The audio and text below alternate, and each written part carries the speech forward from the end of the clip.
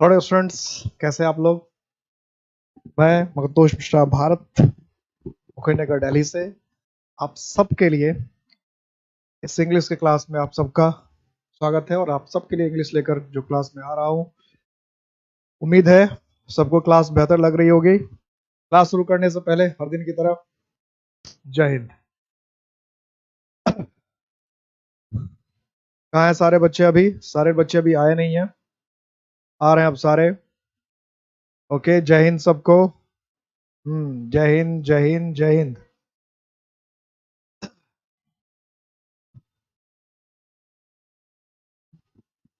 शुरू करें। मैंने पहले बता रखा है कि आपको एवरीडे की तरह कि क्लास जो स्टार्ट होगी, क्लास जो शुरू होगी, वो क्लास शुरू हुआ करेगी किस चीज से? 3 क्वेश्चन से। हमेशा ऑलवेज क्लास स्टार्ट करेंगे हम लोग 3 क्वेश्चन से। तो 3 क्वेश्चन बनाए और पढ़ के हमेशा जितनी भी चीजें पढ़ाई गई है वो हमेशा आपको ध्यान करके आना। हमेशा हमेशा, ये नहीं कि अब छोड़ दिया, अब रिवाइज करके तभी आप सारे क्वेश्चन बना पाएंगे। फर्स्ट 3 क्वेश्चन हर दिन का जो काफी इंपॉर्टेंट होगा उसको ध्यान से बनाना है। लिखिए, the western Ghats affect the climate of Maharashtra,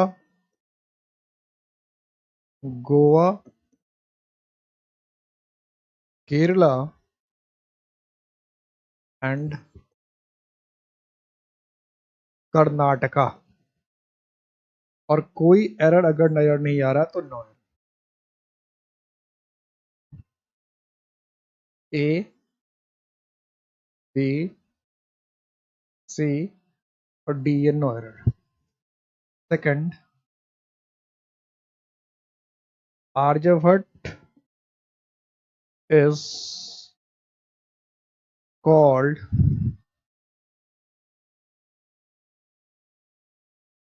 Newton of India. और क्वेश्चन नंबर के साथ आपको बताना है, ये नहीं कि सिर्फ आंसर लिख देना, 1 2 3 करके बताना है आंसर, ताकि पता चल सके आप क्या कहना चाह रहे हैं।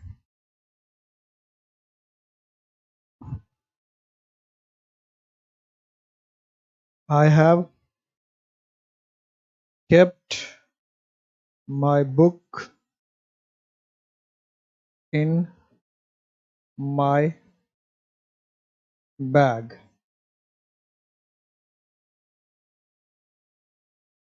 Preposition,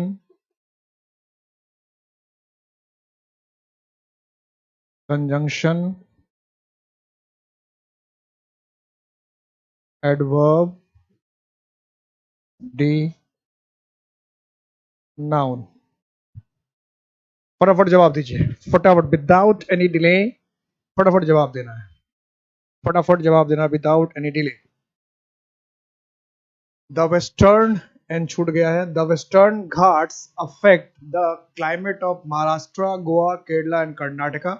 no error. Aryabhatta is called Newton of India. I have kept my book in my bag. इन का पार्ट स्पीच बताना कि प्रिपोजिशन है, कंजंक्शन है, एडवर्ब है, नाउन है।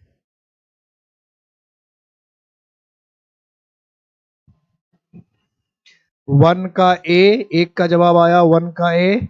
ममता का जवाब आया, 2 का बी। और लोगों का जवाब नहीं आ रहा है।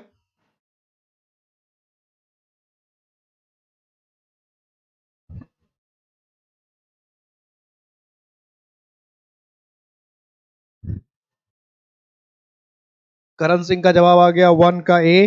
करण सिंह कह रहे हैं 1 का ए। ओके, अभी तक किसी को पता नहीं चला क्लास स्टार्ट हो चुकी है क्या? ये पता नहीं चला क्लास स्टार्ट हो चुकी है?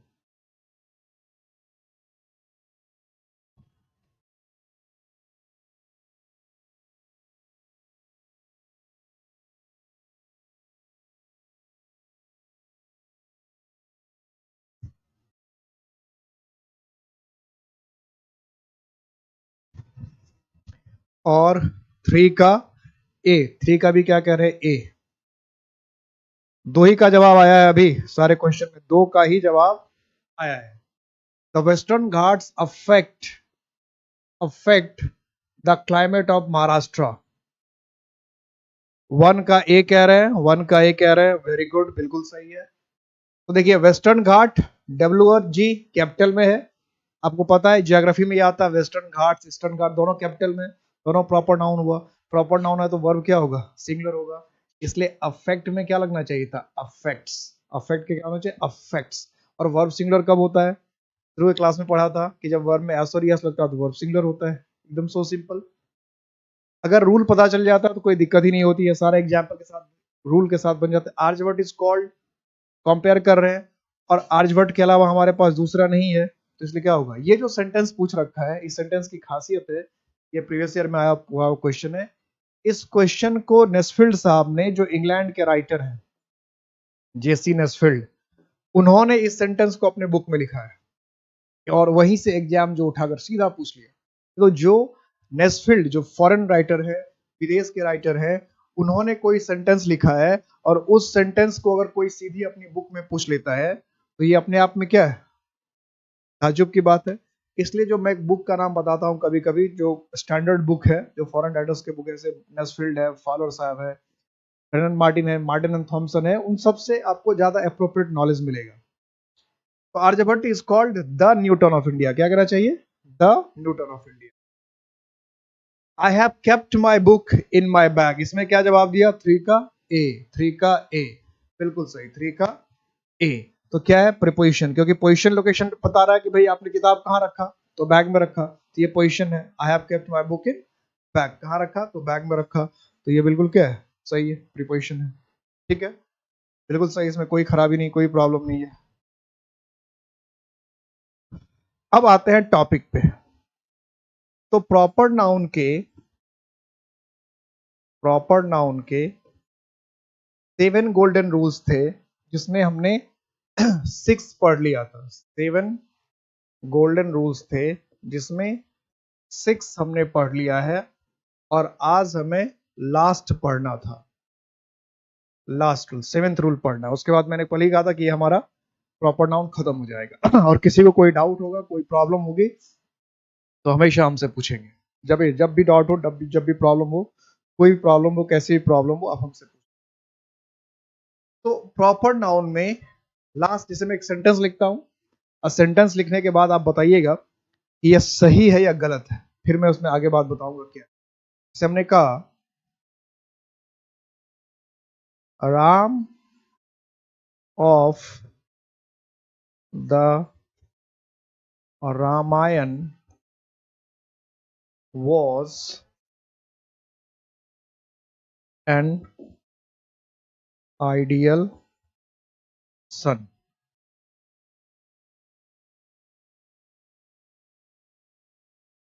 A B C, और अगर कोई गलती नहीं है तो नो एरर D। जरा इस सेंटेंस में बताइए कि ये सेंटेंस सही है, गलत है, क्या होना चाहिए सेंटेंस, सही है, गलत है, क्या होगा इस सेंटेंस में, क्या कहें इस सेंटेंस को।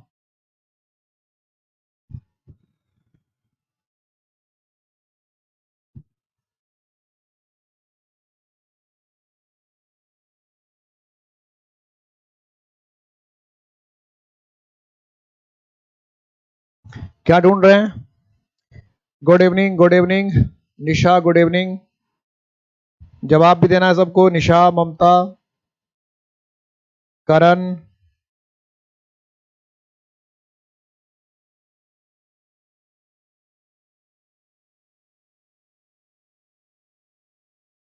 जवाब देना है सबको,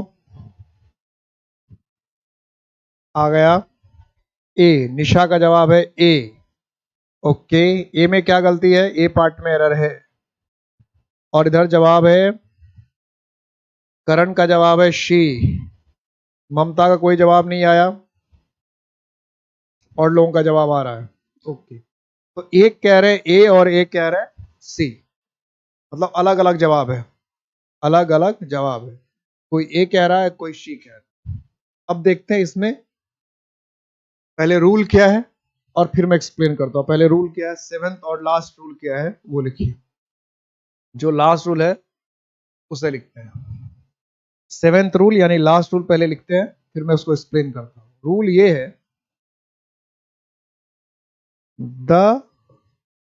ये सेवेंथ रूल है, सेवेंथ रूल है, last rule, the is used with a proper noun to make it particular,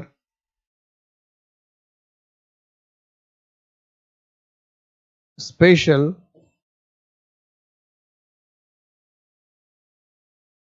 और डिफरेंट। ये डिफरेंट तो अभी नहीं भी लिखेंगे तो भी काम चल जाएगा, क्योंकि डिफरेंट वाला तो कल हमने लिखा ही था। तो पर्टिकुलर या स्पेशल, खास, ये the is use with a proper noun to make it particular और स्पेशल, क्योंकि डिफरेंट तो पिछला रूल हमने लिखे भी रखा था, तो उसी से क्लियर हो जाएगी बात, उसी में हो गया था। अब ये पर्टिकुलर स्पेशल बनाने का पहले क्या मतलब हो उसे समझिए, या पहले इसको हिंदी में लिख लीजिए कि the is used with a proper noun to make it particular और स्पेशल। पर्टिकुलर या स्पेशल का मतलब होता है खास। तो इसका मतलब हुआ कि द का इस्तेमाल करते हैं हम किसी नाउन को पर्टिकुलर या स्पेशल बनाने के लिए, खास बनाने के लिए। द का इस्तेमाल करते हैं किसी भी नाउन को खास बनाने के लिए। पर्टिकुलर, पर्टिकुलर का मतलब क्या होता है, खास। तो किसी भी नाउन को खास बनाने का मतलब क्या हुआ, ये समझना पड़ेगा। खास बनाने का मतलब क्या हुआ, या खास बनाने की जरूरत क्यों पड़ती है। जरा इसको पहले ठीक समझिएगा, उसके बाद ये अपने आप क्वेश्चन समझ में आ जाएगा। ये लिख लिया, हिंदी में लिख लिया कि किसी भी प्रॉपर नाउन के साथ द का इस्तेमाल करते हैं उसको खास बनाने के लिए। द का इस्तेमाल करते हैं किसी भी प्रॉपर नाउन के साथ उसको खास बनाने के लिए। द का इस्तेमाल किसी भी प्रॉपर नाउन के साथ उसको खास बनाने के लिए, पर्टिकुलर बनाने के लिए। हो गई ये बात, हो गई बात। लिख लिया। अब इसको समझिए, कभी कभी क्या होता है कि एक ही नाम के एक से अधिक व्यक्ति हो जाता है, या वस्तु हो जाता है, या शहर हो जाता है। जैसे सपोज करो औरंगाबाद है, तो औरंगाबाद दो तो इंडिया में ही है, एक बिहार में है, एक महाराष्ट्र में है, एक वैसे पाकिस्तान में भी है। तीन औरंगाबाद तो ऐसे ही हो गया। मदीना है, दो मदीना तो हरियाणा में है, जो हरियाणा के लोग हैं उनको पता होगा। एक नहीं, दो दो मदीना है हरियाणा में, तो दो मदीना तो हरियाणा में हो गया, एक मदीना हो गया यूएई में। अब अगर कोई कह रहा कि मैं मदीना जा रहा हूं, तो जिसको पता है कि तीन तीन मदीना के विषय जिसको पता है, जिसको नहीं पता तो समझेगा वही मदीना जा रहा है, मक्का मदीना जा रहा है। अब जिसको नहीं पता है और जिसको तीनों पता है कि भाई मदीना तो तीन है, और सामने वाला व्यक्ति हरियाणा का है और वो कह रहा है मैं मदीना जा रहा हूँ, तो वो तो पूछ सकता है ना भाई कौन सा, हरियाणा वाला मदीना ही जा रहे हो, अपना ही मदीना जा रहे हो, या फिर आप यूएई जा रहे हो। पूछ सकता है कौन सा मदीना जा रहे हो। या राम नाम के आप दो आदमी को जानते हैं, आप और जिससे आप बात कर रहे हैं वो भी राम नाम के दो आदमी को जानते हैं, यानी आप भी राम नाम के दो आदमी को जानते हो और सामने वाला भी राम नाम के दो आदमी को जानते हैं। ऐसे कंडीशन में जब आप ये कहोगे कि राम आ रहा है, तो सामने वाला तुरंत पूछ देगा कौन सा राम, क्योंकि वो दो राम को जानता है, आप भी दो राम को जानते हो। तो इस चीज से बचने के लिए, इस चीज से बचने के लिए हम लोग क्या करते हैं, हम लोग नॉर्मली क्या करते हैं हिंदी में, कि हम बोलते ही नहीं कि राम आ रहा है, हम उसमें कुछ एक्स्ट्रा लगा देते हैं राम। जैसे हम कहते हैं वो गंजा राम, वो मोटा राम, वो पतला राम, वो लंबा राम, वो हमारे मोहल्ले का राम, वो काला राम, वो तुम्हारे मोहल्ले का राम, वो बदमाश राम, वो शरारती राम, वो शरीफ राम। ऐसे बोलते कि नहीं, वो लंबा वाला राम आ रहा है। तो क्यों कहा लंबा, क्योंकि दो, एक लंबा एक छोटा है, या एक मोटा एक पतला है। मोटा वाला राम आ रहा है, तुम्हारे वाला राम, मोहल्ले वाले राम आ रहा है, अपने क्लास वाला राम आ रहा है, अपने बैच वाला राम आ रहा है, वो हमारे ट्यूशन वाला राम आ रहा है। ऐसा बोलते कि नहीं, ठीक है, ऐसा खूब बोलते हैं। तो ये जो वर्ड आपने लगाया लंबा राम या मोटा राम या पतला राम या तुम्हारे मोहल्ले वाला राम, ये क्यों लगाया। तो हिंदी में ये शब्द हमने ऐड किया कि राम को अलग करने के लिए। दो राम है तो दोनों राम में अंतर करने के लिए, कि दोनों राम में भाई क्या अंतर, तो मोटा होने का, पतला होने का, छोटा होने का, कुछ भी ऐसा। क्लियर है। इंग्लिश कहता है कि the is use with a proper noun to make it particular special, कि प्रॉपर नाउन को हम द लगा के पर्टिकुलर या स्पेशल बना सकते हैं। तो पर्टिकुलर स्पेशल बनाने के लिए द का होना क्या है, जरूरी है। अब इसमें जो हमने लिखा है राम ऑफ द रामायण, तो राम ऑफ द रामायण हमने क्यों लिखा? क्योंकि हमें ये कहना है कि रामायण में जो राम है वही, इसके अलावा अगर दुनिया में कोई दूसरा राम है तो हमें उससे मतलब नहीं है। क्योंकि राम नाम का आदमी आपके क्लास में भी हो सकता है, आपके मोहल्ले में भी हो सकता है, आपके गांव में भी हो सकता है, आपके शहर में भी हो सकता है, कहीं भी हो सकता है, आपके ससुराल में भी हो सकता है, कहीं हो सकता है। तो अगर हम कह रहे हैं कि रामायण वाला राम, तो इसका मतलब हम ये कहना चाह रहे हैं कि हमारे गांव में जो राम है उसकी बात नहीं कर रहे, या हमारे मोहल्ले में जो राम है उसकी बात नहीं कर रहे, या हमारे क्लास में जो राम है उसकी बात नहीं कर रहे। सामने वाला समझ जाए कि राम कौन, रामायण वाला राम। तो ये जो रामायण लिखा है, ये इसलिए लिखा है ताकि राम को हम क्या करें, पर्टिकुलर बना सके। तो इस रामायण की वजह से राम पर्टिकुलर हो गया, बस रामायण वाला राम, और कोई राम नहीं। तो फिर इस राम के साथ क्या लगना चाहिए, द, इसलिए गलती ए पार्ट में है। इस राम के साथ क्या लगना चाहिए, द। अब सी पार्ट की बात करें तो इसमें क्या गलती है भाई, ये देखना पड़ेगा। तो सी में कोई गलती है नहीं, एन का इस्तेमाल इसलिए कर रहे हैं कि यहाँ आइडियल वॉल से शुरू हो रहा है, और सन एक ही है, बेटा एक ही है, राम के लिए इस्तेमाल हो रहा है, तो एक के लिए इस्तेमाल रहा, तो एन इसमें भी जरूरी है। इसमें अगर कोई कंफ्यूजन है तो अभी इसके बाद कॉमन नाउन इस्तेमाल होगा।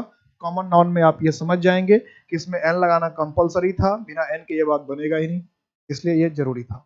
अगर कॉमन नाउन, क्योंकि ये कॉमन नाउन है, तो कॉमन नाउन जब का यूज कैसे करता है, अभी कॉमन नाउन आएगा तो उसमें पता चल जाएगा, तो इसमें कोई इसमें गलती है नहीं। अब यहाँ पर एक क्रूशियल सवाल लोग करते हैं, जैसे कि आप लोग अभी शायद नहीं कर पाएंगे, लेकिन एक बहुत क्रूशियल सवाल दिमाग में आता है लोगों को ये सवाल दिमाग में आता है कि रामायण लिखने से तो राम पर्टिकुलर हो ही गया, तो फिर दा लगाने की क्या जरूरत है? रामायण लिखने से तो राम पर्टिकुलर हो ही गया, तो फिर दा लगाने की जरूरत क्या है? तो ये बहुत इंटरेस्टिंग क्वेश्चन है। ये मुझसे अक्सर ऑफलाइन में बच्चे क्लास पूछते रहते हैं, इसलिए मैं ऑनलाइन में कहीं भी रहता हूँ मैं अपने आप बता देता हूँ बच्चे, क्योंकि बहुत सारे बच्चे पूछ लेते हैं, बहुत सारे बैच में बच्चे पूछते ही नहीं है, और वो कभी दिमाग में ख्याल आएगा तो फिर पता नहीं चलेगा, तो मैं अपने आप बता देता हूँ, पहले ही बता देता हूँ। तो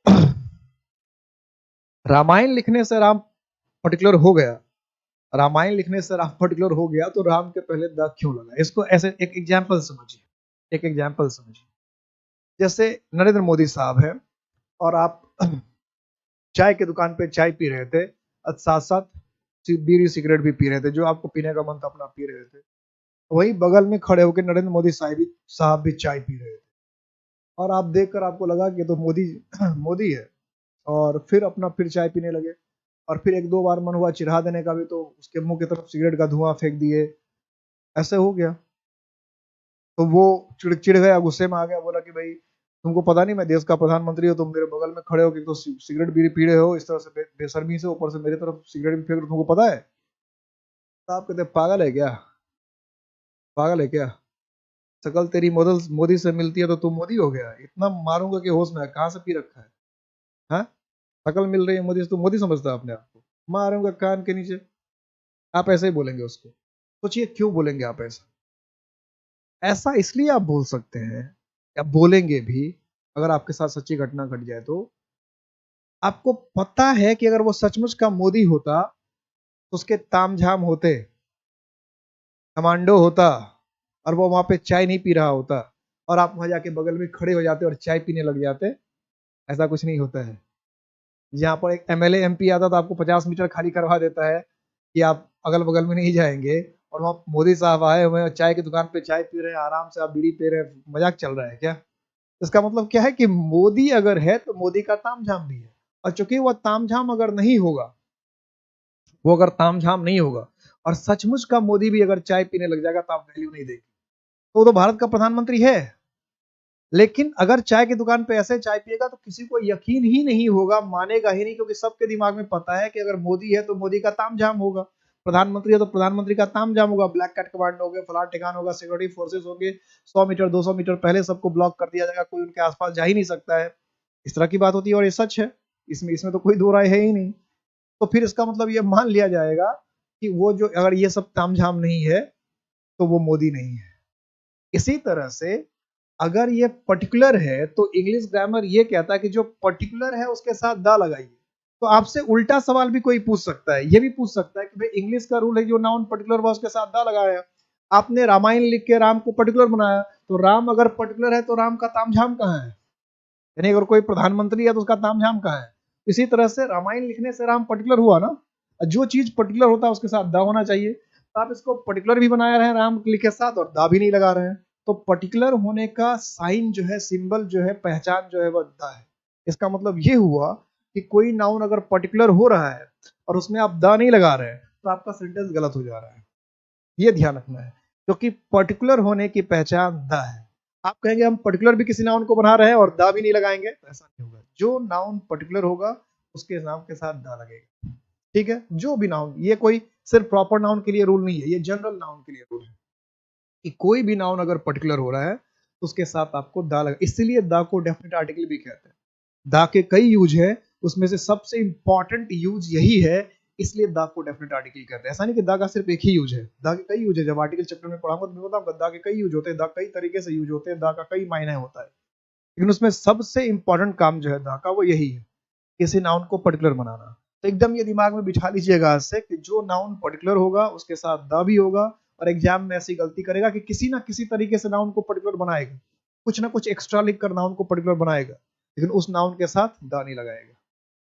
तो एक तरफ आप नाउन को पर्टिकुलर बनाएंगे रामायण लिखे और दूसरी तरफ उसमें दा नहीं लगाएंगे तो गलती हो जाएगा, इसलिए यह ध्यान रखना। अब जो दूसरा सेंटेंस, एक और सेंटेंस देखते हैं। जैसे हमने कहा Aurangabad of Maharashtra is famous for its caves।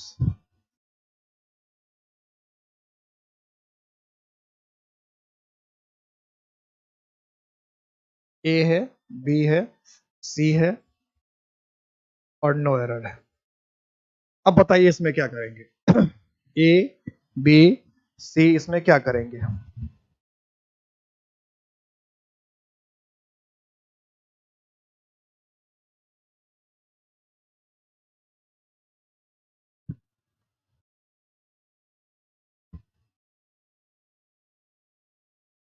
इसमें क्या करना है, किस पार्ट में एरर करेंगे।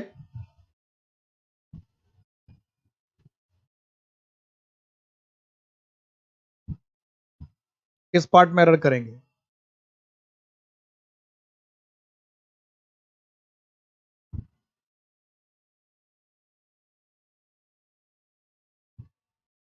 ए ए, अब देखिए सबका जवाब कैसे अच्छा अच्छा आ रहा है, सब कह रहे हैं ए। निशा का भी जवाब ए है, अंकित का जवाब भी ए है, करण सिंह का जवाब बी कह रहे हैं। बी क्यों कह रहे हैं करण, बी में क्या दिक्कत हो रही है। करण का जवाब तो बी आ रहा है, बी क्यों आ रहा है भाई करण, बी क्यों कह रहे हैं। और सब तो ए कह रहे हैं, करण बी कह रहे हैं, ऐसा कैसे, करण क्यों बी कर रहे हैं।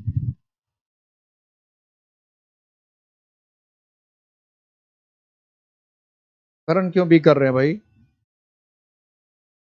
ए है औरंगाबाद ऑफ महाराष्ट्र। महाराष्ट्र लिखने से, महाराष्ट्र लिखने से औरंगाबाद क्या हो गया, पर्टिकुलर हो गया। इसका मतलब आप ये कहना चाहते हैं कि अगर महाराष्ट्र बिहार में भी है, पाकिस्तान में भी है, या कहीं और भी है, नेपाल में हो या चाहे जापान में हो, कहीं भी हो, कहीं भी अगर महाराष्ट्र है, सॉरी औरंगाबाद है, तो उस औरंगाबाद की बात नहीं हो रही है। सिर्फ किस औरंगाबाद की बात हो रही है, जो औरंगाबाद सिर्फ महाराष्ट्र में है, जो औरंगाबाद सिर्फ महाराष्ट्र में है, सिर्फ उस औरंगाबाद की बात हो रही है। तो आपने इस औरंगाबाद को पर्टिकुलर बना दिया। अगर पर्टिकुलर बना दिया तो औरंगाबाद के साथ क्या होना चाहिए, द।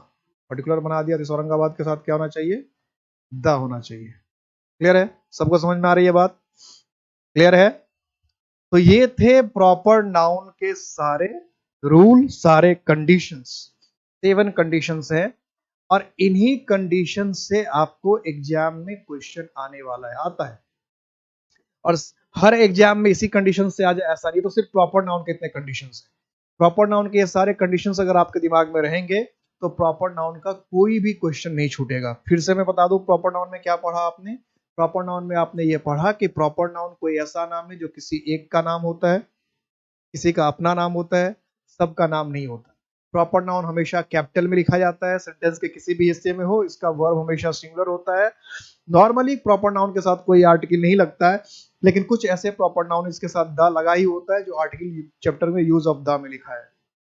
उसके बाद आपने पढ़ा कि प्रॉपर नाउन अगर अननोन है, अनजाना है, तो उसके पहले एन लगाना चाहिए। प्रॉपर नाउन अगर अनजाना है, अननोन है, उसके साथ एन लगाना चाहिए। फिर आपने ये पढ़ा कि अगर किसी से कंपेयर करते हैं प्रॉपर नाउन को, किसी से कंपेयर करते हैं प्रॉपर नाउन को, तो उसमें क्या करना चाहिए, और कंपेयर करने के लिए एक ही व्यक्ति हो तो उसमें द लगाना चाहिए। और फिर अभी आपने ये पढ़ा, अभी ये रूल पढ़ा कि अगर प्रॉपर नाउन को पर्टिकुलर बनाना है, प्रॉपर नाउन को पर्टिकुलर बनाना तो उसमें द लगाते हैं, स्पेशल बनाना। और फिर एक रूल आपने पढ़ा कि किसी एक व्यक्ति के नाम से किसी दूसरे व्यक्ति के नाम को अगर डिफरेंट करना है, अलग करना है, डिफरेंट करना है, अलग करना है, तो उसके साथ हम क्या करते हैं, द लगाते हैं। ठीक है, इतनी बात ध्यान रह जाएगी, इतना ध्यान रख लेंगे। क्लियर है यहां तक? अब हम लोग आते हैं कॉमन नाउन पे।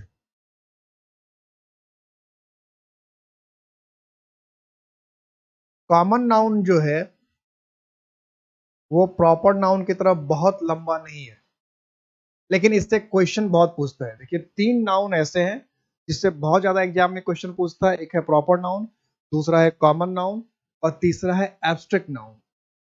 ये 3 नाउन से सबसे ज्यादा क्वेश्चन पूछता है, और उसके बाद मटेरियल नाउन है, और सबसे कम क्वेश्चन जो पूछता है वो कलेक्टिव नाउन से। ठीक है, अगर सीरीज में, ये मैंने करके नहीं पूछता, अगर सीरीज देखें तो सबसे ज्यादा प्रॉपर, कॉमन और प्रॉपर नाउन, कॉमन नाउन और एब्स्ट्रैक्ट नाउन सबसे ज्यादा क्वेश्चन पूछता है। उसके बाद आपका मटेरियल नाउन है, और सबसे कम क्वेश्चन जो है कलेक्टिव नाउन से बनता है। इसलिए उसे ध्यान कम, आप अब आपके एग्जाम में किस एक चैप्टर से टॉपिक से क्वेश्चन आ गए तो कोई जानता ही नहीं है। इसलिए हमें क्या करना होता है, हमें सारे चैप्टर्स को, पूरे सारे टॉपिक्स को पूरे डिटेल में पढ़ना पड़ता है, चाहे क्वेश्चन किसी टॉपिक से है। कभी कभी तो ऐसा होगा पूरे नाउन चैप्टर से ही क्वेश्चन नहीं आएगा, टेंस से आ जाएगा, कभी टेंस से ही नहीं आता है, नंबर से आ जाता है, कभी नंबर से नहीं आया, केस से आ गया, ऐसा भी हो सकता है। तो उसको क्या पूछना है, 3 क्वेश्चन पूछना है, 5 क्वेश्चन पूछना है, इससे ज्यादा क्या पूछता है, इससे ज्यादा पूछता नहीं है।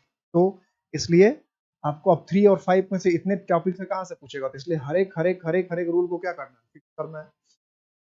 हर एक रूल को अपने दिमाग में फिक्स करना था, किसी से पूछ ले तो हम सही करके। अब कॉमन का मतलब मैंने क्या बताया था, जनरल, या कॉमन का मतलब आपको खुद पता है, जनरल।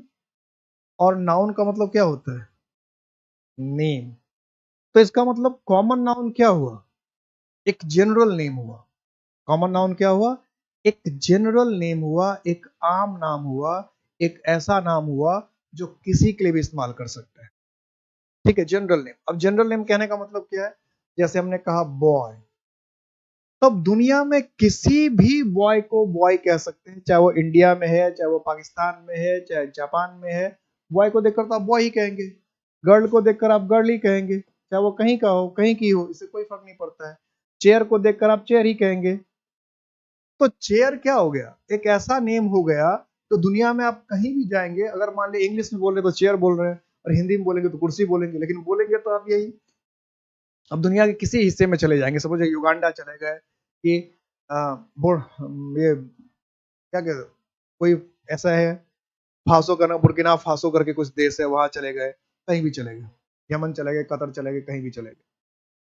तो वहां अगर आपको गाय मिलेगी और आपको कुछ मन होगा, धार्मिक ख्याल आएगा, तो वहां के गाय को भी आप क्या करेंगे, खिला देंगे, कुछ ना कुछ रोटी वोटी खिला देंगे धर्म कमाने के लिए। अब ऐसा तो नहीं होगा कि आप सोचेंगे नहीं नहीं, तो इंडिया की गाय होती तो उसको धर्म, उसको खिलाने से पुण्य होगा, और इसको खिलाने से तो कोई फायदा है नहीं। जैसे इंडिया में अब जर्सी गाय मिलती है, कई अलग तरह की वैरायटी की विदेशी गाय मिलती है, तो जिसको पूजा वूजा करना होता है या कुछ खिलाना पिलाना होता है गाय वाय को, तो किसी भी गाय को खिला देता है। तो ये नहीं देखता कि देसी गाय है, अपनी नस्लीय गाय है, कि जर्सी गाय है, कि विदेशी गाय है, ऐसा तो नहीं है, गाय को खिला देते। यही तो करते हैं हम लोग। तो इसका मतलब काउ क्या हो गया, एक कॉमन नाउन हो गया, एक जनरल नेम हो गया। किसी भी गाय को आप क्या कह सकते हैं, गाय कह सकते हैं, किसी भी गाय को गाय कह सकते हैं। तो कोई भी ऐसा जन नेम जो, इसमें आप ये जोड़ सकते हैं, of the same type, kind या क्लास। ये मतलब ऐसा नाम जो एक ही तरह के किसी भी ऑब्जेक्ट को कह सकते, यानी जनरल नेम क्या है, एक ऐसा नाम है जो एक ही तरह के किसी भी इंडिविजुअल को कह सकते हैं। हिंदी में अपना ऐसे लिखिए कि कॉमन नाउन ऐसा नाउन है जो एक ही प्रकार के या एक ही जाति के, एक ही समूह के किसी को भी कह सकते हैं। जैसे कुर्सी है, तो एक ही जाति कहने का मतलब क्या कि सिर्फ कुर्सी हो, एक ही प्रकार कहने का मतलब कि सिर्फ कुर्सी हो, यानी कि एक कुर्सी और एक बेंच हो, और बेंच को आप कुर्सी कह रहे हैं और कुर्सी को बेंच कह रहे हैं, ऐसा नहीं। अब ये मार्कर है, तो इसकी जाति का या इसकी तरह का जितनी भी चीज होगा सबको मार्कर ही कहना है। जो लिखने के काम आगे, हम पेन कहा, तो जो लिखने के काम में आ रहा है, जितनी तरह का वो पेन होगा सब पेन ही कहेगा। यही पेंसिल कह रहे हैं तो पेंसिल पेंसिल ही है, चाहे वो किसी कंपनी का, उसको हम पेंसिल कह सकते हैं। कैमरा, तो उसको हम कैमरा ही कहेंगे, चाहे वो किसी कंपनी का हो। पंखा, तो उसको हम पंखा ही कहेंगे, चाहे किसी कंपनी का हो। ट्यूब है तो उसको हम ट्यूब ही कहेंगे, किसी कंपनी। एलईडी है तो उसको एलईडी ही कहेंगे, चाहे वो किसी कंपनी को हो। समझ में आ रही है बात? तो ये हिंदी में लिख लीजिएगा। कॉमन नाउन क्या होगा? एक ही तरह, ऐसा नाम है जो एक ही प्रकार के, एक ही तरह के किसी भी सदस्य को कह सकते हैं। जैसे इंसान है, तो इंसान जाति के किसी सदस्य को इंसान कह लीजिए। पुरुष है तो पुरुष जाति के किसी भी सदस्य को पुरुष कह लीजिए। महिला है तो महिला जाति किसी भी सदस्य को महिला कह लीजिए आप। ये हुआ ऑफ द सेम टाइप या काइंड कहने का ये मतलब। यहां तक क्लियर है? यहां तक क्लियर हो गया सबको?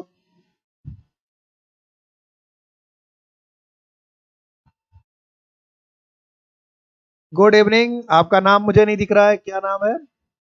रमेश। Ramesh, good evening. और राजेंद्र, नाइस, ओके। तो किसी को भी मतलब ऐसे नाम का इस्तेमाल करना है जो एक ही टाइप के, एक ही समूह के किसी व्यक्ति को कह सकते हैं, उसको कहता है कॉमन नाउन। अब सवाल ये उठता है कि इसका एरर कैसे आता है, इससे क्वेश्चन कैसे बनेगा। तभी मैंने आपको कहा कि कॉमन नाउन के खूब क्वेश्चन बनते हैं, कहा ना, कॉमन नाउन के खूब क्वेश्चन बनते हैं, ढेर सारे क्वेश्चन बनते हैं। कैसे बनते हैं उसे समझिए। अब मैं एक सेंटेंस लिख रहा हूं और मुझे बताइएगा ये सेंटेंस सही है कि गलत है। आप लोग बताइएगा। मैं कॉमन एक बहुत छोटा सेंटेंस पूछूंगा, इसी से पता चल जाएगा आपको एरर कैसे आता है। कॉमन नाउन पहचान तो लेंगे ना? पहचानने में कोई ऐसा नाम होना चाहिए जो एक ही जाति के, एक ही समूह के किसी व्यक्ति को कह सकते, एकदम आसानी से पहचानना। अब मैं एक क्वेश्चन पूछ रहा हूं, जरा मुझे बताइएगा कौन सा उसमें सही है सेंटेंस। कॉमन नाउन से रिलेटेड क्वेश्चन है, मैं दूसरा क्वेश्चन नहीं पूछू, कॉमन नाउन से पूछ, और ऐसा ही एरर आएगा एग्जाम में, इसलिए इसकी पूरी तैयारी करके आपको रखनी है। जैसे हमने कहा, सेंटेंस लिख रहा हूं, cow eats grass। दूसरा मैं लिख रहा हूं, cow eat grass। ठंडे दिमाग से बताइएगा, जज्बाती हो के नहीं बताना है, जोश में नहीं बताना कि बहुत छोटा सा सेंटेंस पूछ लिया सर तो कूद कूद के बता देते हैं। कूद कूद के बताएंगे तो रोना आएगा। ये दो सेंटेंस है, दो सेंटेंस में बताइए। इसको मैं 1 कर देता हूं, सेंटेंस नंबर 1, सेंटेंस नंबर 2। इसमें जो आपको लग रहा है वो आप बताइए, कौन सा सही लग रहा है, कौन सा गलत लग रहा है।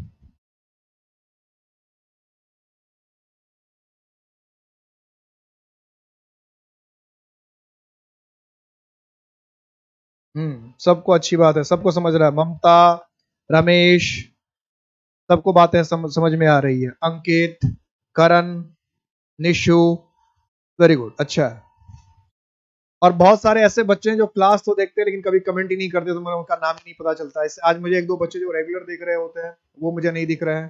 जैसे नीतीश नहीं दिख रहा है, मोहित नहीं दिख रहा है, उसका जवाब नहीं आने। तो नीतीश मोहित का तो हमेशा जवाब आता था रेगुलर, आज पहली बार मैं देख रहा हूँ कि नीतीश और मोहित के बिना क्लास में ले रहा हूँ। तो हमेशा नीतीश नीतीश और मोहित, नीतीश मोहित, नीतीश मोहित हमेशा रहते थे।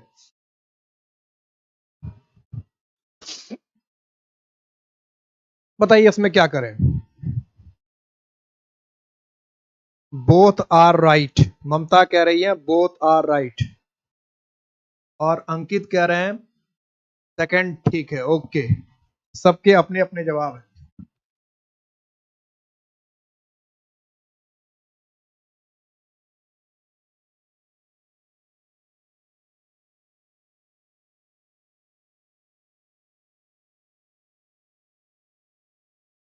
सबके अपने अपने जवाब है, सब अपने अपने तरह से जवाब देना चाह रहे हैं।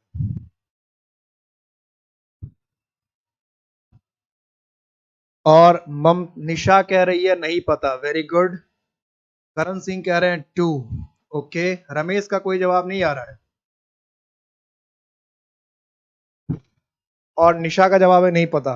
निशा ने बहुत ईमानदारी से जवाब दिया नहीं पता। अब देखना कि ये सेंटेंस, अब देखने से ये सेंटेंस ऐसा लगता है, मैंने पहले ही बताया था कि देखने से ये सेंटेंस ऐसा लगता है कि भाई किसी को मन करेगा कि हम कोई भी जवाब दे दें, फटाक से जवाब दे दें। और इसमें है क्या, बचपन से पढ़ रखा है गाय, गाय को इंग्लिश में क्या कहते हैं, कॉ। घास को क्या कहते हैं, ग्रास। खाना को क्या कहते हैं, ईट। तो गाय घास खाती है, कॉ ईट्स ग्रास या कॉ ईट ग्रास, यही तो बनेगा। इस दोनों में से एक ही तो बनेगा, और क्या बन सकता है। हमें तो यही कह रहा है, हमारा कॉमन सेंस तो यही कह रहा है, लेकिन इंग्लिश के हिसाब से ये दोनों गलत है। इसलिए मैंने कहा था कि जल्दबाजी मत बनाइएगा। क्यों ऐसा गलत हो गया ये मैं बताना चाह रहा था कि आपको सिर्फ पता है कि कॉ कॉमन नाउन है, कॉ कॉमन नाउन है, इससे पता लगने से क्या हो जाता है। मैंने जब आपको बेसिक में पढ़ा रहा था उसमें बताया था कि यूज आपको आना चाहिए। क्या आपको पता है कॉमन नाउन का यूज कैसे करते हैं। जैसे अभी हमने प्रॉपर नाउन के 7 यूज करने के तरीके बताया ना। और मैंने जब मैं ये सब बताता हूँ शुरू के 2-3 क्लास में कि पार्ट्स ऑफ स्पीच क्या है, गलती की कारण क्या होती है, प्लेस होता है, फंक्शन होता है, तो उसमें कुछ बच्चों को ऐसा लगता है कि अभी ये सब पता नहीं किसकी क्या, शायद इसकी जरूरत नहीं पड़ेगी। अब देखिए इंपॉर्टेंट क्या था कि प्रॉपर नाउन पहचानने के बाद प्रॉपर नाउन का यूज कैसे करते हैं सेंटेंस में, इसी तरह से कॉमन नाउन को पहचानने के बाद सेंटेंस में कॉमन नाउन का यूज कैसे करते हैं, ये इंपॉर्टेंट है, ये इंपॉर्टेंट है। अब गाय का इंग्लिश कॉ होता तो ये सेंटेंस सही हो गया, ऐसा थोड़ी है। और खाना का इंग्लिश ईट है तो ईट, यही दोनों सेंटेंस गलत है। और ये इस सेंटेंस में तो दो गलती है, इसमें तो सिर्फ एक गलती है कि इस वर्ड का गलत यूज हुआ है, लेकिन इस सेंटेंस में तो इसका भी गलत यूज हुआ है और इसका भी गलत यूज हुआ। दो गलती है सेंटेंस में, एक नहीं दो गलती है इसमें। ये भी गलत यूज हुआ, ये भी गलत यूज हुआ। अब दो वर्ड कैसे गलत हो गया, तो अब इसको देखते हैं कि हमें होता क्या है। पहले इसको ठीक से समझिए, फिर अगर समझ लेंगे तो रूल तुरंत लिख लेंगे, फिर पहले समझ लेना है। देखो हिंदी में हम लोग कहते हैं गाय घास खाती है, जरा हिंदी ठीक से समझना। और कहते हैं गाय बीमार है, जरा एकदम ठीक से समझना, ठीक से। दोनों में गाय का मीनिंग एक है कि अलग अलग है, जरा ठीक से सोचना। गाय घास खाती है और गाय बीमार है, दोनों में गाय का यूज एक जैसा हुआ है कि डिफरेंट हुआ है। दोनों में गाय का यूज एक जैसा है कि डिफरेंट हुआ है, थोड़ा पहले सोचो कि दोनों में गाय, लिखा है स्पेलिंग सेम है, गौ में आकार है, यह है, गौ में आ की मात्रा है और यह है, दोनों में लिखा गाय है, लेकिन क्या दोनों में गाय का मीनिंग सेम है, बताओ, या डिफरेंट है। इस दोनों सेंटेंस में गाय का यूज सेम तरीके से हुआ कि डिफरेंट हुआ, बताओ बताओ सारे, निशा, ममता, करण, अंकित, रमेश, बताओ सभी कि दोनों में गाय का इस्तेमाल अलग अलग तरीके से हुआ कि दोनों में गाय का इस्तेमाल सेम तरीके से है, दोनों में गाय का मीनिंग सेम है, बताओ। देखो तो मेरे हिसाब से अगर देखोगे, अभी आप लोग का जवाब आ रहा है क्या, अभी तक जवाब नहीं आया। मेरे हिसाब से अगर देखोगे तो दोनों में जो गाय का यूज है वो डिफरेंट है, अलग है दोनों में।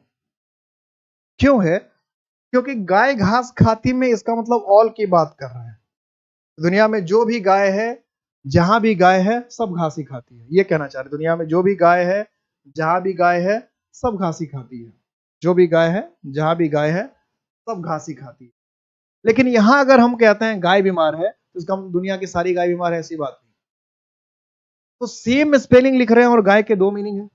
इस गाय का मतलब दुनिया की सभी गाय है, कि दुनिया में कोई भी कहीं भी गाय है तो घास ही खाती है। लेकिन यहां अगर हम कहते हैं गाय बीमार है तो इसका मतलब सिर्फ किसी कोई खास गाय जिसको हम जानते हैं, जो हमारे पास है, जिसको जिसको हम समझ रहे हैं, यही तो है, डिफरेंट है। हाँ सबने लिखा डिफरेंट है। अच्छा एक ने कहा सेम है, अंकित कह रहे हैं कि सेम है, नहीं सेम नहीं है। करण सिंह भी कह रहे हैं सेम, ना ना ना, सेम नहीं है, अलग अलग है, डिफरेंट है। यहां गाय का मतलब दुनिया की सारी गाय है, यहां गाय बीमार है इसका मतलब दुनिया की सारी गाय बीमार नहीं है, ठीक है। तो यहां गाय, इस सेंटेंस में गाय का दूसरा यूज है, इसमें गाय का दूसरा यूज है। अब जरा इंग्लिश समझना, इंग्लिश की बात कर रहा हूं। हम लिखते हैं ए काउ, हम लिखते हैं द काउ, हम लिखते हैं कॉज, और हम लिखते हैं द काउज। अब देखना ये है आपको कि क्या ये चारों एक ही है। क्या आपको पता है कि ए काउ का इस्तेमाल कब करना चाहिए, द का इस्तेमाल, द कॉ का इस्तेमाल कब करना चाहिए, कॉज का इस्तेमाल कब करना चाहिए, द कॉज लिखने सेंटेंस में क्या मीनिंग पड़ेगा कि आपको ये पता है। हिंदी में तो दोनों गाय एक ही है, चाहे ऑल की बात करें तो भी हमने गाय ही लिखा और एक की बात की तो भी हमने गाय ही लिखा। हिंदी में तो कोई ज्यादा डिफरेंस नहीं है, लेकिन इंग्लिश में तो डिफरेंस है। हाँ, फर्स्ट सिंगुलर और दूसरा, अच्छा फर्स्ट सिंगुलर कह रहे हैं, दूसरा प्लूरल कह रहे हैं, अच्छी बात है। ये जो 4 वर्ड मैंने लिखा ये सब एक जैसा है क्या? अब इसमें अगर कोई पूछ देगा कौन सा सही है कौन सा गलत है, तब फंसेंगे बात। सबसे पहली बात समझिए, इंग्लिश का जो बेसिक रूल है, इंग्लिश का बेसिक रूल, इंग्लिश का बेसिक रूल अभी मैं लिखवाऊंगा कि कोई भी जो कॉमन नाउन है, कोई भी जो कॉमन नाउन है वो बिना आर्टिकल का कभी इस्तेमाल नहीं हो सकता, चाहे बात कुछ भी हो जाए।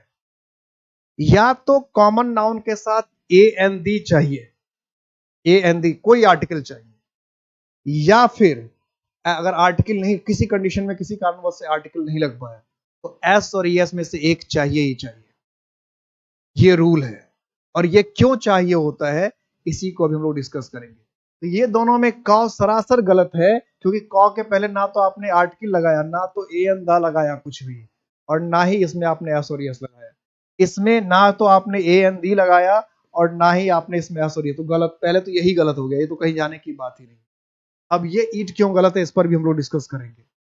तो पहले तो आप ये समझ लीजिए कि मोटी मोटी बात समझ लीजिए, कोई भी काउंटेबल नाउन, कॉमन नाउन खास करके, अगर सेंटेंस में हो और उसमें ए एन दी एस और एस नहीं लगा हो तो वो गलत है, आगे बढ़ने की जरूरत नहीं है।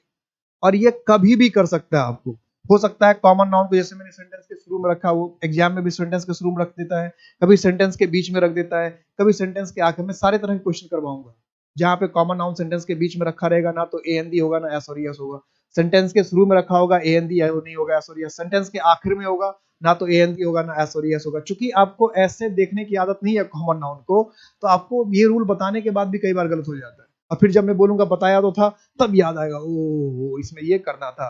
इसलिए कई बार जो नाउन की गलती होती है ना, वो समझ में नहीं आता है, समझ में नहीं आता कि नाउन की गलती क्या होगी, कई बार नहीं समझ में आता, पता नहीं चलता है।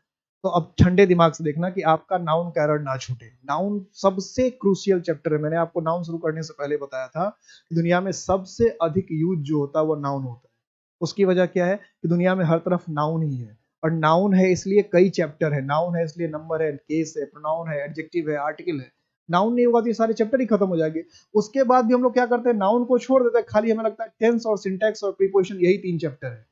तो यही गलती जो करता है कि सारी बात को छोड़कर खाली टेंस, सिंटैक्स और प्रीपोजिशन करता रहता है, तो वो उसको बहुत दिक्कत होती है, वो सारे एग्जाम के क्वेश्चन, एग्जाम के सारे क्वेश्चन बना के नहीं आ पाता है। तो आपको ऐसी गलती नहीं करना, आपको हर जगह फोकस करना। तो एक एक करके हम पहले बात को समझते हैं। जैसे 7 गोल्डन रूल्स थे प्रॉपर नाउन में, इसी तरह से, इसी तरह से कॉमन नाउन में, कॉमन नाउन में भी गोल्डन रूल्स हैं। इसके भी गोल्डन रूल्स हैं। वो गोल्डन रूल्स क्या है उसे समझ, इसमें 4 गोल्डन रूल्स, 4 क्या 5 कहे तो ज्यादा अच्छा, 5 गोल्डन रूल्स, यानी प्रॉपर नाउन से थोड़ा सा कम है, 5 गोल्डन रूल्स। पांचों रूल ध्यान में रखें, कभी कभी दिक्कत ही नहीं होगी। पहला रूल क्या कहता है उसे, इट इज नेसेसरी, पहले रूल लिखिए, to use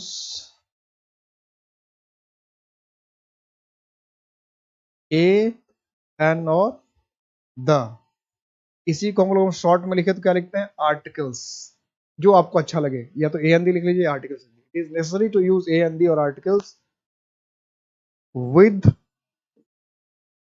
a common noun to to all. आगे भी इसी में है, the verb and the noun, the verb and the noun are singular in this case. ठीक से समझिएगा इस रूल को, बड़े अच्छे से समझना है, तब बात बनेगी। ठीक समझना, बेहतर ढंग समझना। पहले लिखो, फिर मैं इसको एक्सप्लेन करूँ। It is necessary to use a and the, it is necessary to use a and the और आर्टिकल्स, चाहे तो ए एंड दी लिखिएगा चाहे आर्टिकल्स लिखिएगा, दो में से एक कुछ भी लिखिएगा। It is necessary to use a and the और articles with a common noun, with a common noun to show all, to show all, all, और उसके बाद full stop. It is necessary to use a and or articles with a common noun to show all के बाद full stop है। अगला, the verb and the noun, the verb and the noun are singular in this case. The verb and the noun are singular in this case. अब इसको जरा हम ठीक से समझते हैं कि यह क्या कह रहा है, इसका हिंदी समझते हैं। हिंदी लिख लीजिएगा, हिंदी लिखना है तो हिंदी भी लिख लीजिएगा। ये हिंदी कह रहा है, हिंदी में इसका हुआ कि अगर कॉमन नाउन से हम सबकी बात करना चाहते हैं, आराम आराम से लिखिएगा, अगर हम कॉमन नाउन से सबकी बात करना चाहते हैं, अगर हम कॉमन नाउन से सबकी बात करना चाहते हैं, ऑल का मतलब क्या है, सबकी, या सबको दिखाना चाहते हैं। अगर हम कॉमन नाउन से सबकी बात करना चाहते हैं या सबको दिखाना चाहते हैं, तो ए एंड दी या आर्टिकल लगाना कंपलसरी है, आवश्यक है, जरूरी है। अगर हम कॉमन नाउन से सबकी बात करना चाहते हैं, सबको दिखाना चाहते हैं, तो आर्टिकल लगाना, ए एंड दी लगाना कंपलसरी है, जरूरी है, कंपलसरी है, जरूरी है। लिख लिया? और आगे की बात लिखनी है, the verb and the noun, कि नाउन और वर्ब दोनों ही इस केस में, इस स्थिति में सिंगुलर होते हैं। नाउन और वर्ब दोनों ही इस केस या इस स्थिति में सिंगुलर होते हैं। किस स्थिति में? जब हम सबकी बात करना चाहते हैं। यहां कंट्रोवर्सी होती है हमारे दिमाग में। लिख लिया कि द नाउन और वर्ब दोनों ही सिंगुलर होते हैं, नाउन और वर्ब दोनों ही सिंगुलर होते हैं।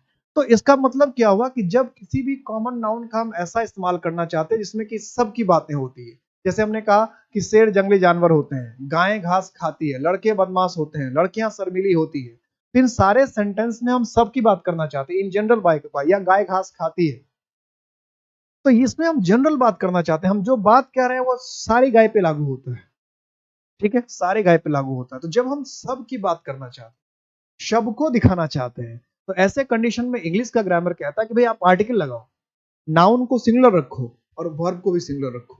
इसका मतलब ये हुआ कि हमें कहना चाहिए या तो ए कॉ ईट्स ग्रास, या कहना चाहिए द कॉ ईट्स ग्रास। ये हुआ ग्रामर का रूल। और हमने क्या लिख दिया था, देखो क्या लिख दिया था, कॉ इट्स ग्रास, कॉ इट्स ग्रास। सत्यानाश हो गया, सत्यानाश, एकदम गलत हो गया, सरासर गलत हो गया। तो क्या होना चाहिए था, या तो होना चाहिए था ए कॉ इट्स ग्रास, या फिर होना चाहिए द कॉ इट्स ग्रास। नाउन को मैंने क्या कहा, क्या लिखा कि नाउन भी सिंगुलर होना चाहिए, तो देखो नाउन सिंगुलर है, नाउन सिंगुलर है। और कह रहा है कि वर्ब को भी क्या होना चाहिए, सिंगुलर। तो देखो वर्ब में भी एस लगा दिया, वर्ब में भी एस लगा दिया, बता रखा है कि वर्ब में एस लगने से वर्ब क्या होता है, सिंगुलर होता है। वर्ब में एस लगा देने से वर्ब सिंगुलर होता है।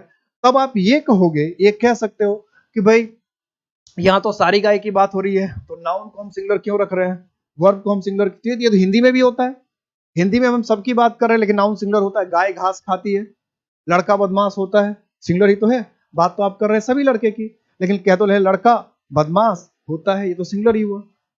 हम कहते हैं शेर जंगली जानवर होता है, यहाँ तो बात आप सभी शेर की कर रहे हैं, लेकिन हिंदी में भी तो शेर जंगली जानवर, तो शेर हमने कहा शेर मांसाहारी होता है, ये सिंगुलर ही तो है, ये प्लूरल का है। शेर मांसाहारी होता है, इसका मतलब तो आप सभी शेरों की बात कर रहे हैं, लेकिन आप कह तो रहे हैं कि शेर मांसाहारी होता है, कह रहे हैं ना, तो हिंदी में भी ये होता है। दूसरी बात, अगर हिंदी में ऐसा नहीं भी होता तो भी इंग्लिश ग्रामर का रूल हिंदी के हिसाब से थोड़ी चलेगा, इंग्लिश का रूल तो अपने हिसाब से चलेगा। तो अंग्रेजों ने ये रूल बना के रखा है कि भाई अगर कॉमन नाउन का इस्तेमाल हमको करना है सबके लिए तो आर्टिकल लगा के इस्तेमाल करना है, नाउन को सिंगुलर रखना है, वर्ब को सिंगुलर रखना है, ये हमें समझना पड़ेगा। हमें अपना हिंदी नहीं थोपना पड़ेगा। हम लोग अक्सर अपना हिंदी थोपने लगते हैं कि भाई हिंदी में तो ऐसा होता है, तो हिंदी में कैसा होता है उससे अंग्रेजों को क्या मतलब। हिंदी में तो आपके 52 लेटर्स है, अंग्रेजों ने कहां बनाया 50, उन्होंने 26 लेटर ही बनाया।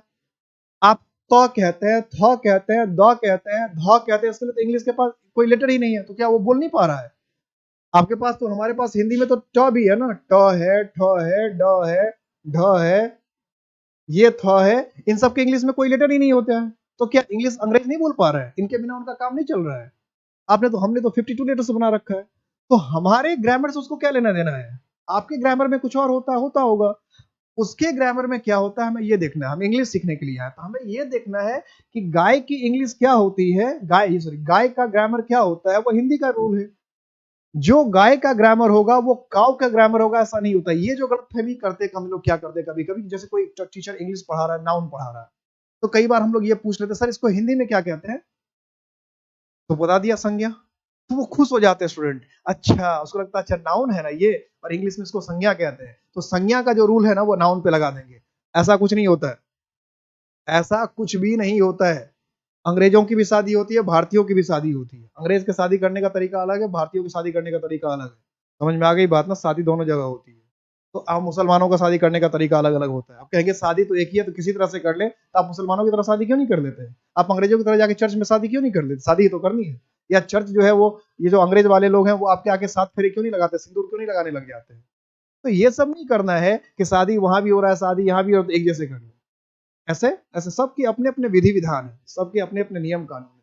तो अंग्रेजों के कॉमन नाउन को इस्तेमाल करने का अपना नियम है, हमारा नियम थोड़ी होगा, हमारा नियम थोड़ी चलेगा।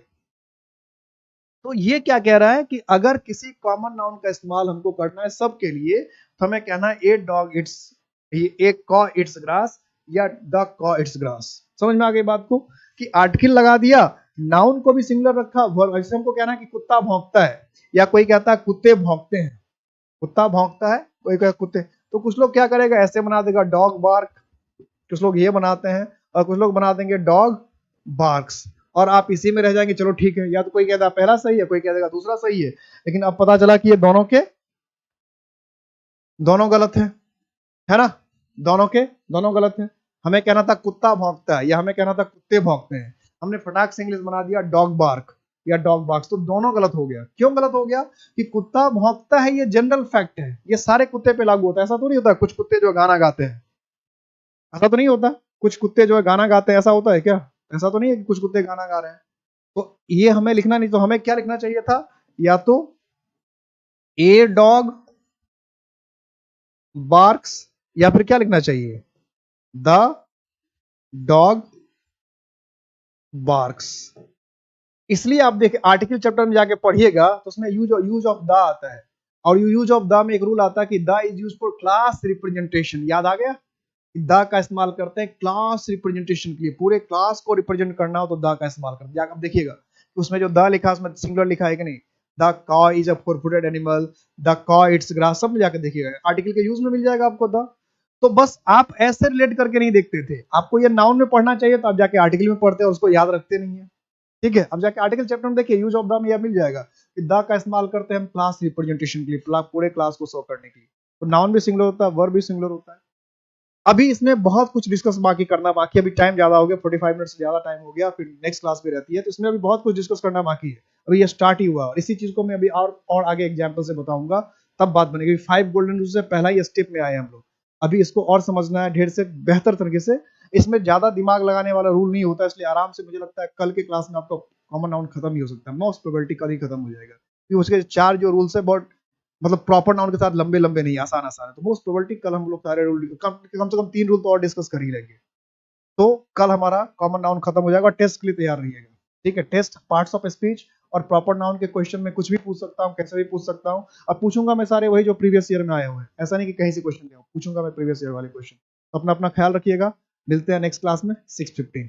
अपना ख्याल रखिए, जय हिंद।